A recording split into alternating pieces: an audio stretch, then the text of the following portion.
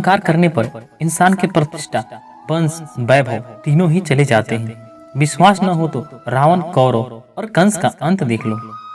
श्री कृष्ण जी कहते हैं, जैसे प्राणी अपने पुराने कपड़े उतार कर फेंक देते हैं और नए वस्त्र को धारण करते हैं, ठीक उसी प्रकार यह आत्मा पुराने शरीर को त्याग करके और एक नया शरीर प्राप्त करती है। जिंदगी के इस रण में खुद ही कृष्ण और खुद ही अर्जुन बनना पड़ता है। रोज अपना ही सारथी बनकर जीवन के महाभारत से लड़ना पड़ता है। आपके साथ अब तक जो हुआ अच्छे के लिए हुआ, आगे जो कुछ होगा अच्छे के लिए ही होगा, और जो हो रहा है वो भी अच्छे के लिए ही हो रहा है। इसलिए हमेशा वर्तमान में जियो और भविष्य की चिंता छोड़ दो।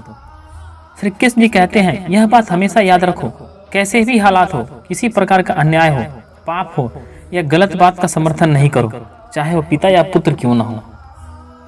इच्छा पूरी नहीं होती तो क्रोध बढ़ता है और इच्छा पूरी होती है तो लोभ बढ़ता है।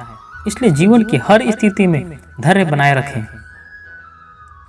कृष्ण जी कहते हैं, अहंकार मत कर, किसी को कुछ भी देकर क्या पता तू दे रहा है या पिछले जन्म का कर चुका रहा है। कर्म का धर्म से अधिक महत्व है, क्योंकि धर्म करके भगवान से मांगना पड़ता है और कर्म करने पर भगवान स्वयं फल देते हैं। जिंदगी में कुछ फैसले बहुत सख्त होते हैं और यही फैसले जिंदगी का रुख बदल देते हैं। कृष्ण जी कहते हैं, जब संसार में धर्म की हानि होगी और धर्म की विजय होगी, तब मैं इस पृथ्वी पर अवतार लूंगा। जीवन में आधे दुख इस वजह से आते हैं क्योंकि हमने उनसे आशाएं रखी हैं जिनसे हमें नहीं रखनी चाहिए थी, और आधे दुख इस वजह से आते हैं कि हमने उन लोगों पर संदेह किया जिन पर हमें नहीं करनी चाहिए थी। अच्छी किस्मत के लोग थोड़े भी बुरे होने पर भगवान को कोसते हैं, और बुरी किस्मत के लोग थोड़ा भी अच्छा होने पर भगवान का स्मरण और धन्यवाद करते हैं। कृष्ण जी कहते हैं, जिस व्यक्ति को आपकी कदर नहीं है उसके साथ खड़े रहने से अच्छा है आप अकेले खड़े रहो। जिंदगी में सदैव अवसरों का आनंद लेना चाहिए, लेकिन किसी के भरोसे को तोड़ना नहीं चाहिए।